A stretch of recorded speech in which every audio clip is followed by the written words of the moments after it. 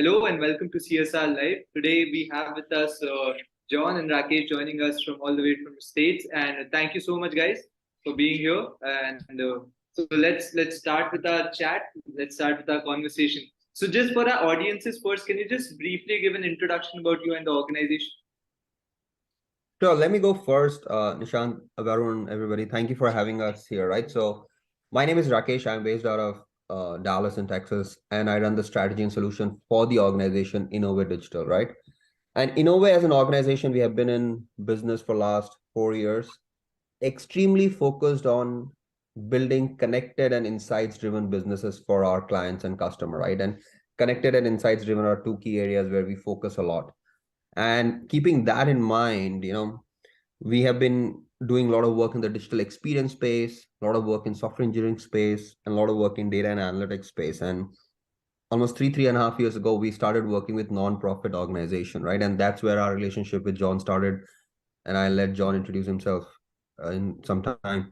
But we started working very closely with non-profit organizations. And what we realized was from a digital experience standpoint, right? And connecting to their members, their customers, their donors, their mission, they are using a lot of digital technologies, but it's not really at the stage which will really give them the next lift, right? And with John, we started working on building that new age experience platform targeted towards driving member and donor experience in the digital space, right? Because these are individuals. While they're engaging with nonprofits, they're also engaging with Amazons of the world, Ubers of the world, Airbnb of the world, and they are getting a different experience than what they get from, nonprofit organizations. So that difference was what we were trying to bridge and truly build a solution that allows us to give them that right digital solution that can allow them to engage better, right? And while we did that as a project and implementations for customer, we realized there is a huge market for us to focus on if we were able to bring our knowledge and create a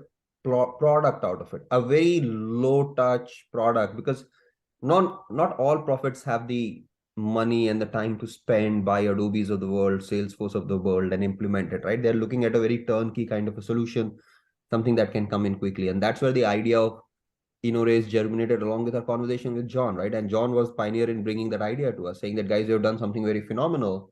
Can we productize it so that now everybody can get it, right? And that's where Innoraise was born, where it's a SaaS platform, right? Which all nonprofits can use to clearly change the experience they want to give to their members, donors, without really having to, the beauty is without really having to rip or replace your old technology. And that is the biggest challenge. If you have to go and change everything at the back end, nobody can do it. So that's the background, at least at a very high level, about me, the company, and the product. I'll take a pause. I'll let John introduce himself, and then Yeah, surely. You'd like to hear from John as well? Sure. Thanks, Rakesh. My name is John Sullivan. Until last June, I was the Chief Information Officer at the American Chemical Society. And before that, I had spent my career with a number of other nonprofits, including AARP, the American Occupational Therapy Association, the National Society of Professional Engineers, and the American Association for Justice. I left a full-time position last June to open my own advisor firm because I did see a pattern of capabilities that were missing in the marketplace for many organizations. And as Rakesh mentioned, about 3 years ago, Innover came to the American Chemical Society and helped us modernize the approach that we use to interact with our members. And we were able to do it without having to lift or transform all of our legacy applications. And I think that this is the kind of thing, if it were available to many organizations, that would really be a dynamic addition to the nonprofit marketplace around the technology that serves this industry. That's absolutely fantastic. So just before going ahead with our questions, there's one fundamental and basic question that I would want to know from both of you guys. That this technology, this how Rakesh was mentioning, how it can be helpful for the non-profit organizations if technology can serve them in a very fruitful way. But how do you make the NGOs believe that this is the right thing for them, and how do you approach the NGOs, and do you have some criteria where you select some specific type of non-profit organization for everybody? I will let John start that, and then we will add on from my perspective. John, go ahead. Absolutely. Well, many nonprofits, particularly membership organizations, their value proposition has been disrupted by technology. In the past, these nonprofit membership organizations achieved many of their values by being the place where people could network. You had to be a member of your professional organization, for example, in order to maintain relevance in your profession. Technology has overcome that, and using tools like LinkedIn and other community professionally focused technologies, the value proposition for these membership organizations has been disrupted. And technology can help balance the scales with the competition. And the competition that these organizations face is not just other membership organizations. People have gotten accustomed to the kind of interfaces and interactions with technology that they find when they go to consumer sites, whether it's Amazon or Google. And so the expectations have been ratcheted up. And the organizations in the nonprofit sector specifically face challenges in being able to compete because they are stuck on legacy platforms that are very difficult to transform. All right, got it. Rakesh, I would like to hear your views as well. Sure. And I think John covered it very well, right? The other area that I would like to highlight, right? The change is driven through the fact that also with non-profits, right? They are also trying to engage more and more the younger diaspora, right? They want to go to the millennials, Gen Z, whatever you want to call them, Gen X. I'm sorry, I don't know what they're called now, but the idea is they also want to go down that value chain, because one of the biggest challenges you saw what happened, and this is a very big trend in non-profit, is they engage very well with students, because a lot of non-profit membership and associations that John mentioned, they're very much part of the academic progress. Like for ACS, for example, they have so much research around chemistry, chemical research, that at a student level, at university level, you're engaging. But once you graduate out of that, you somehow lose touch, right? You're not able to continue that engagement, because now there is a different kind of experience that you want when you are working, when you have a job, when you have different lifestyles. So I think that push towards trying to attract younger generation and make them motivated, that also gave nonprofits a big need to say, you know what, younger generations will not come to a clunky website. They will not go to a website, and then if they have to buy 4 different things, they're not going to click 4 different times and go through 4 different journeys. They want to have, okay, I put everything together, look at it and just go, right? And that's how we have trained, right? All of us, if you look at it, I don't think we'll go and buy in any platform where if you have to buy 4 things, you have to check out 4 different times. You will never go there. You want to be in one, you just buy one. And so if you put that lens, every nonprofit realize that it's time for them to start changing, right? But the challenge is, it is a huge uplift from a technology standpoint, because you can't change the legacy. And everybody cannot go and implement. You know about Adobe implementations. They are expensive. They're long. Salesforce implement. So that is the gap, right? And that is where the need, and all nonprofits recognize it, whether you're a donation-driven organization, whether you are association organization, because donation, every nonprofit has a donation level, right? But on top of that, they can have memberships that they sell, they can have journals that they sell, they can have subscriptions. So everybody is looking for it, right? If you look at it from the market segment. As you rightly mentioned, as nonprofits are aiming more and more of millennial or the younger generation's involvement in it, nobody has the time, as you said, to go and look at something 4 times. So that is absolutely correct what you mentioned. So coming to my next question, and of course it is for both of you, Rakesh and John. I wanted to pick up on something before you move on that Rakesh was talking about, and that is this notion that the younger people are where the target is. Many, many, many organizations have a challenge that once those students graduate, there's a gap where they leave the organization, and many of them never come back.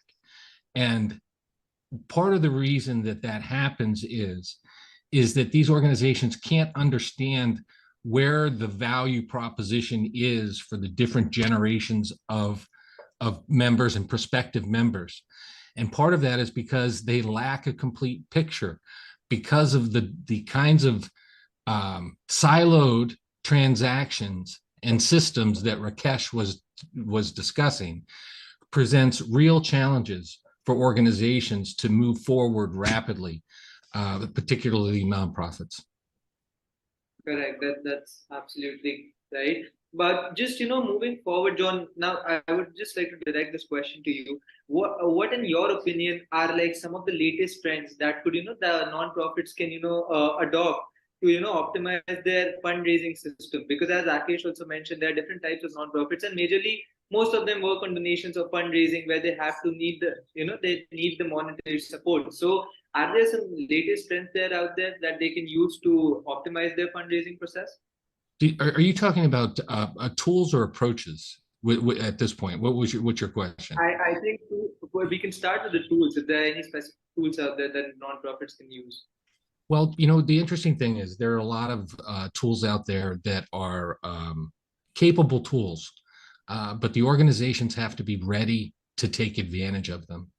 And so often with the existing tool sets, they're not ready to take advantage of the new tools because it requires so much change on their part in order to take advantage of those new tools.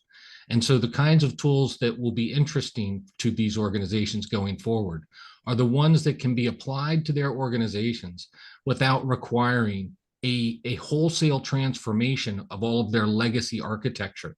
When organizations do these huge transformations, they almost never achieve their outcomes, their desired outcomes. They get mired in the details. They get tangled up in the data conversions, and what results is a less than ideal implementation of a new platform, and they face many of the old problems that they had.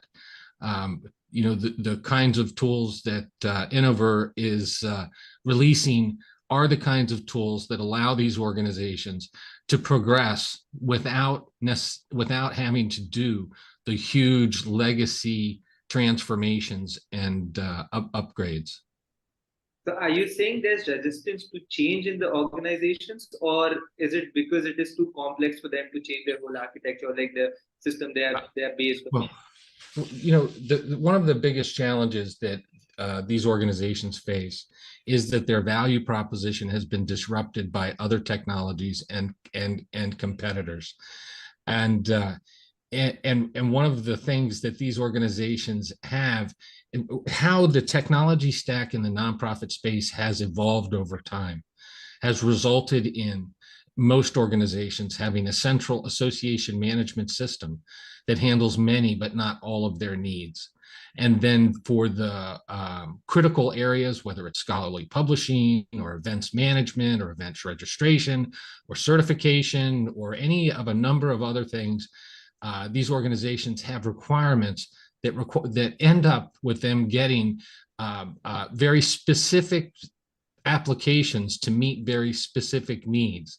This creates a siloed environment that prevents these organizations from leveraging the data that they have and presenting a membership experience or an individual experience that is seamless and unified and simple and clear. And that is what these organizations desperately need. They need to be able to communicate with their members in a single stream. They need to be able to present to their members the entirety of the relationship that they have with the organization so that they understand the value that they're receiving when they're paying their dues or making a contribution. And I'm excited, the American Chemical Society is a well-heeled organization, a global scientific publisher. They have the resources to be able to invest in technologies like this for one-off, just for themselves. That is very rare in the nonprofit space. The level of resource and technical expertise required to do that is a serious and heavy lift. And what Innover is doing with Innoraise is providing these really critical capabilities to organizations at a price point and in a manner that will allow them to progress rapidly to present their members, their donors with a better experience, one that drives results. I mean, clearly there's research that shows that nearly 3/4 of nonprofits, 74%, say a digital transformation is a need to have or a must have. Only 12% say they're ready. And I would say that the gap there between 74, 12, and 100 are people that also desperately are in need of these kinds of transformations.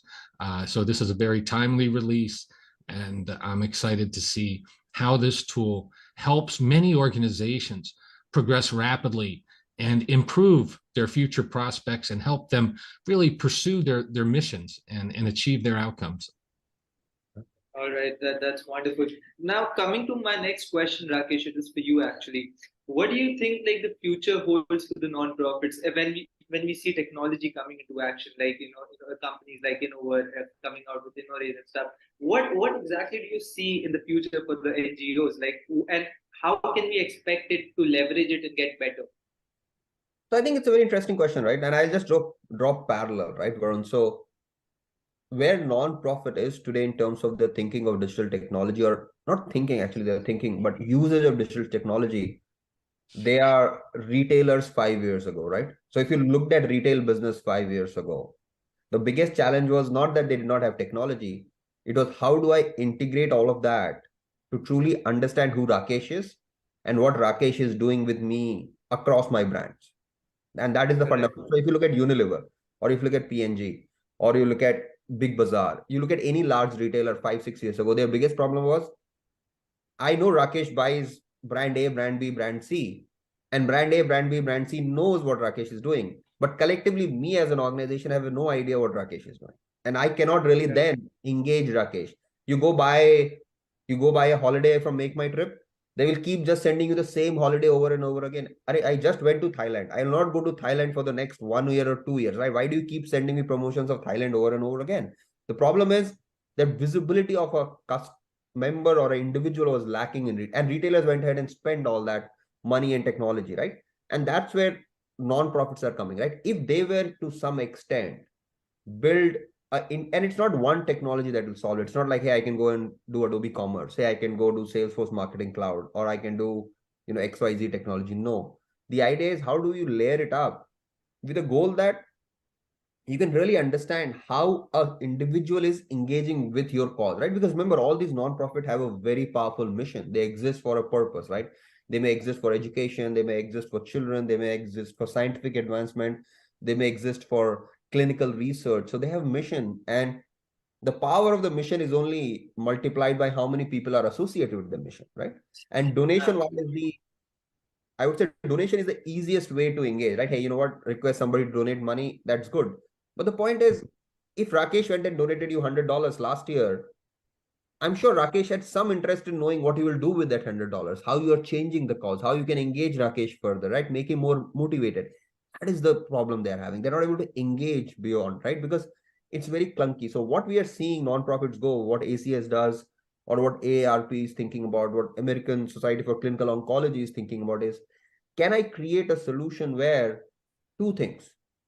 Imagine how many times you go to an app of Flipkart or Amazon or Uber in a day, right? Leave a month. Maybe you're going there 3 times a day, 4 times a day. Non-profit people are going maybe once in 6 months, once in a year. That is not the engagement they want. They want engagement of someone, if not every day, 2 times, at least once a week, engaging with us, trying to look at what is going on, how we are changing, right? So build a platform that allows you to create that kind of a relationship with individuals. And that's what they're all trying to go towards, right? So that will need combination of technologies. You need a better web content management solution that can personalize. You need a better e-commerce solution that can bring in integrated cart. You need technologies to understand web analytics like Adobe, Google. Then you need to bring in the unified data platform, which CDPs, which commercial business.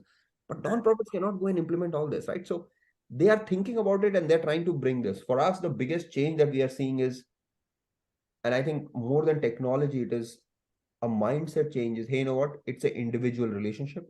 We have to build a solution that allows us to build a more experience-driven relation. And that's what they're investing in. And I think they will continue to grow there. And I think no matter how big or small the nonprofit is, they understand that challenge. There is no nonprofit who is sitting there saying that, you know what is working is fine. No, everybody I think is very acutely aware of where they want to go. It's just that who can move faster and how we as a technology partner in that space can accelerate that journey for them, right? That's the thought process that we think nonprofits are going through. And I think we can help them at least in some way to kind of accelerate that journey. I'd like to pick up on something you said. I'd like to pick up on something you said and amplify it, Rakesh. You were talking about how these platforms, how nonprofits desire to engage members more regularly, and how the profile of the episodic return of people is much more spread out for a nonprofit. Someone might come to the website for twice a year instead of twice a day. And yes, there is research that shows if you get somebody to engage with you, they're more likely to renew. There is also, and this is also incentive for the investment. There is also this concept of what used to be called mailboxers. These are people who believe in your mission, who want to join your organization, who want to be associated with your organization, but they don't necessarily want to show up every day. It is still important to have that real, slick, nice, seamless user interface for those occasional users. It's even more important to provide them that consistency of look and feel across your platforms so that when they do come back, there is a familiarity that they sense and builds over time. It is very important. Basically, as Rakesh also mentioned, I think engagement is the key word here, whether it is for the person who's visiting your platform like twice or once a day, or whether it's for the person who's coming like once a week. So, but they have to find that same consistency or the same user friendliness on your platform so that they can return again and again. If I'm not 80, right. I don't know what it is in most organizations, but in all organizations, but in most nonprofit professional membership organizations, you have about 3 to 5% of the people that are super active. And then you have 95% of the people that want particular benefits. And what we need to do as an industry is we need to get out of the way and allow these members to have that kind of choice when they come to us. Do they want to engage with us every day? Do they want to engage with us once a month? And if it's once a month and that's what they want, these organizations should not be forcing them. They should simply be providing them with this great experience when they do come.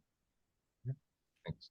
Absolutely, actually, that's fair enough. And I think I picked on one very interesting thing that Rakesh mentioned earlier, that if a person, for example, if anybody is donating any kind of amount to any organization, they would of course want to know what is happening with that, if they're attached to the mission of the organization, if they feel like they can connect to what the organization stands for. So I think we need a more transparent system in the operations as well, in the working as well, that the person who is giving any kind of amount to the organization should get to know what is happening and where is it, how is it exactly being spent, or like in whatever way. So now coming to my next question, and it's actually for both of you. How important do you think CSR is for non-profit organizations in today's time? How important do you think, how important of a role CSR is playing in today's time? So to me, John, I would like to start with you. I'm not understanding the question. So what I mean is, so we all know about corporate social responsibility, right? So in especially in countries like India and all, CSR, the corporates work like their CSR money through NGOs and through non-profit organizations, right? So my question to both of you is, on a global level as well, how important do you think the CSR is in today's time? John, you want to take that first, or you want me to go first? I'm still trying to. Let me answer the question, and John will get it. So see, corporate social responsibility. I think every large corporation, even to not large, even smaller like us, in a way, right? We are involved in CSR activities at our level, right? So every corporation that is out there is trying their best to continue to invest in the society around us, right? And they can choose different causes around it, right? It could be around children's education, it could be around environmental sustainability. There are a lot of corporate social responsibilities that is going on, right? For us, and But CSR is you're talking about corporate Social, responsibility? yes. Okay, CSR. gotcha. I Yeah. got you. I wasn't sure what you meant by The that. I got corporate. it. All right, I'm with you. Yeah. Sorry. See, the relationship then between the corporations and non-profit organizations becomes even more important, right? And remember, there are and I take an example of ACS here. So ACS partners a lot with large corporations, Johnson and Johnsons of the world, DuPonts of the world, and large corporations, right? And they have invested together to advance, in case of ACS, the whole notion around chemistry, what is happening around there, bring the chemist world together and continue to bring in molecules. All those huge research is going on, right? But at the end of the day, you know what happens is, it's never those two organizations that are engaging for a cause. It's people in the organization that need to get connected and build that cause. You're getting my point? I can, as Innover, go ahead and say that I'm going to spend $100,000 on educating the student. There is nothing called Innover unless Rakesh, Jyoti, Varun, we go and engage with now the next level to kind of start engaging. And non-profit by itself cannot advance education unless they can start engaging with people to be part of the mission. So for us, that integral aspect of corporate responsibility then also needs to go down to the value that the employee of that particular organization understands, and then the engagement that employee does with those non-profit to drive those calls, right? And that's where this whole idea that while corporate social responsibility is very critical and every organization will continue to do it, and I see this expanding, right, especially around sustainability and the world that we live in, people will continue to focus on more and more because we all know the challenges that we are facing. But how does that translate to an employee level engagement? Every employee being motivated rather than it just becoming I'm using this in air quotes, and please, you can define it as you want to print. Sometimes CSR just becomes, hey, you know what, a good to have. Every company wants to throw it out there. We do CSR, we do CSR. Absolutely. How you want to drive it comes down to how much employees are motivated to engage, right? So that's how I see it. It will continue to grow, but engagement, and fundamentally the engagement that we are talking about building with the individuals about a mission, is still very critical, because J&J can say that I want to solve hunger and partner with XYZ organization.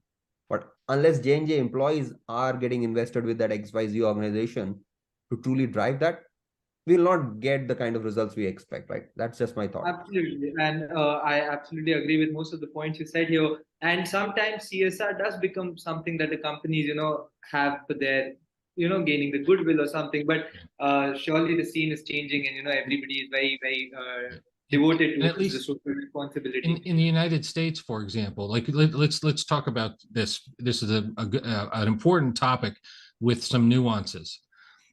You have CSRs, which are your corporate responsibility, service organizations that contribute to nonprofits and engage with the nonprofit community. You also have nonprofit organizations who focus on corporations. For example, in the chemistry world, the American Chemical Society is largely known as the home for individual chemists. It has many, many corporate customers, as was mentioned earlier. But there's the American Chemistry Council, and that is the one that, in the United States at least, focuses on the commercial entities and gives them a foray into the nonprofit world directly. And of course, all nonprofits look to those CSRs to fund awards, to fund grants, to fund research, to engage with these organizations and help offset the expenses that come with pursuing their missions. Absolutely.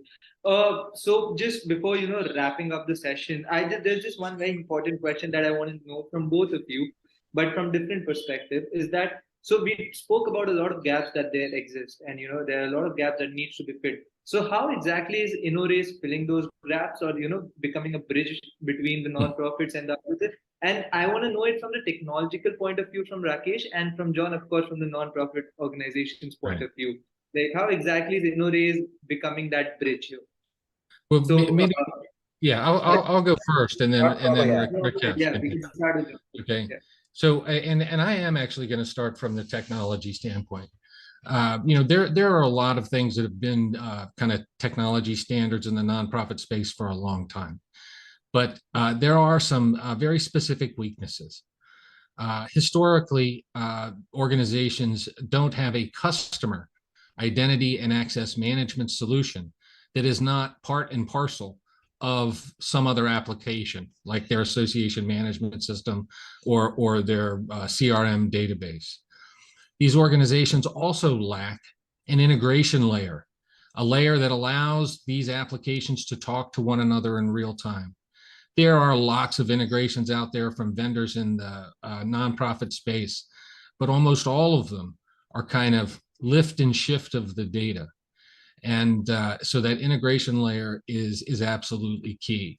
And that identity management and that integration layer are required to achieve the holy grail of unified e-commerce.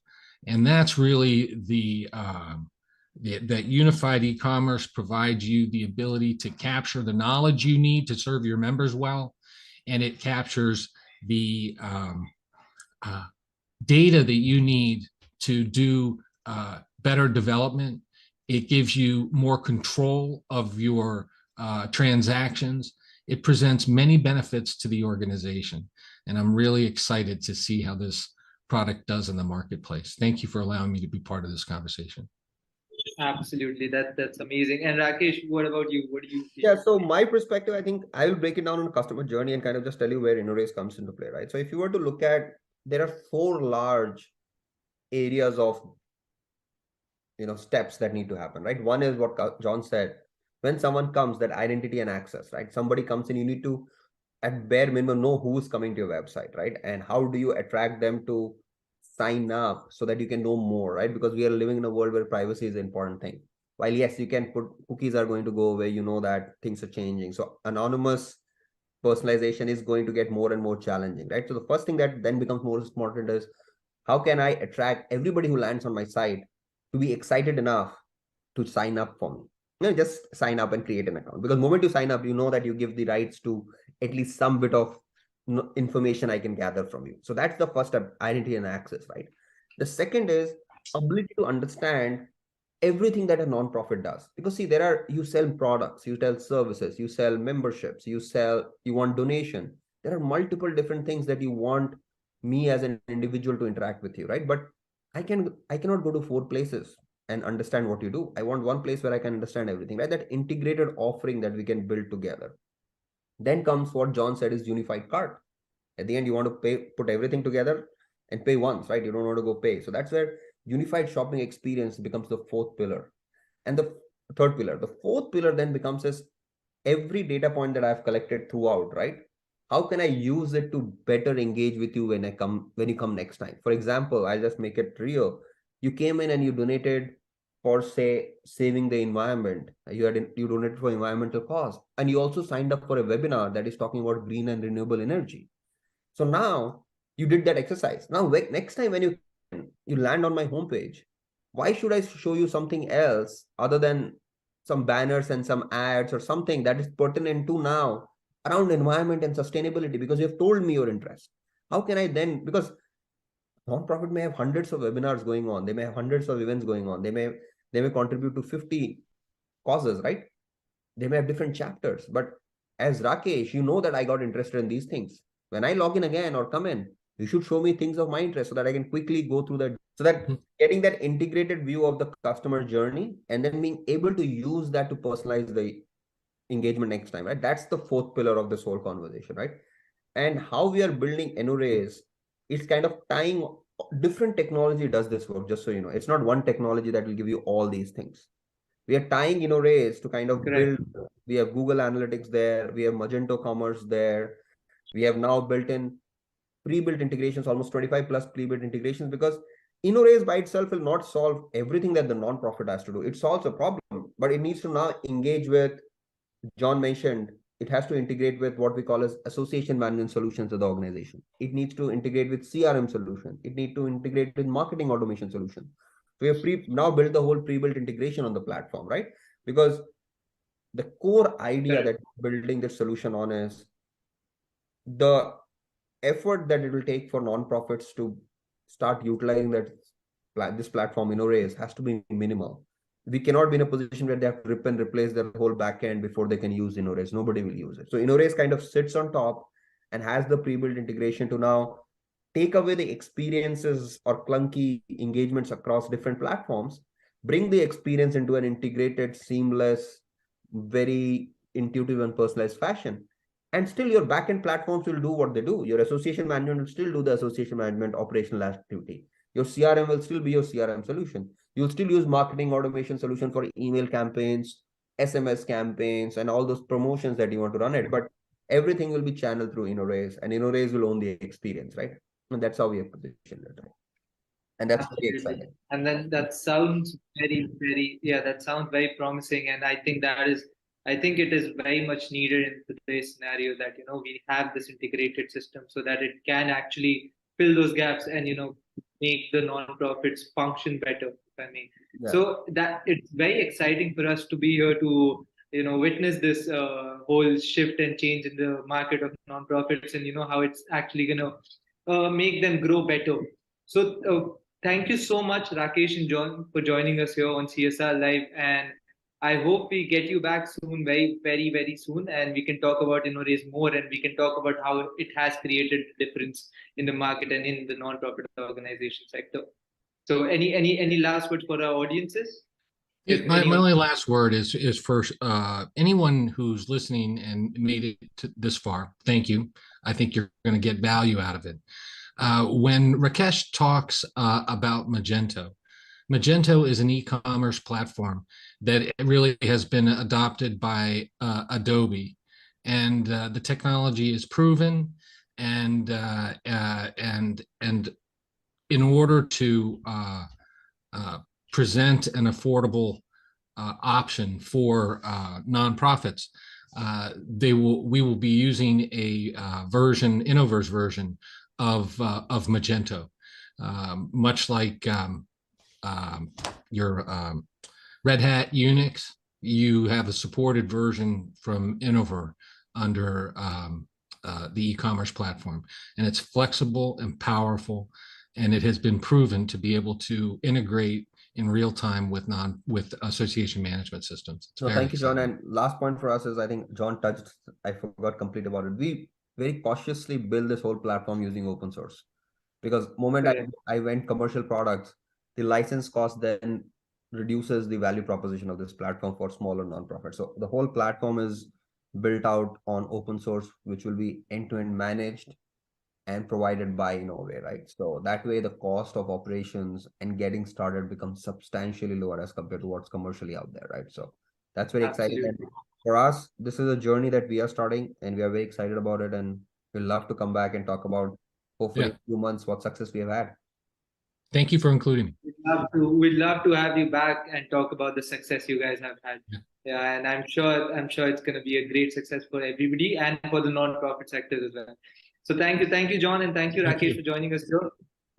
Thank you.